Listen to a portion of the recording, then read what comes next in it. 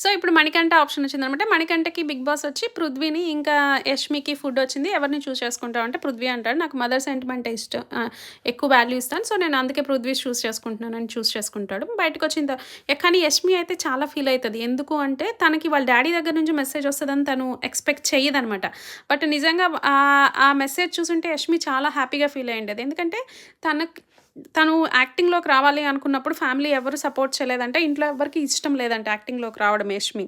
So, తను ఒక్కటే వచ్చి ట్రై చేసి తను ఒక్కటే ఉంటుందంట అని టాక్. మరి అది ఎంత నిజమో మనకు తెలీదు. సో, ఇవాళ వాళ్ళ డ్యాడీ నిజంగా నేను చాలా ప్రౌడ్ అవుతున్నానని మెసేజ్ పెట్టాడు. అది చూసుంటే యష్మి బావుండేది.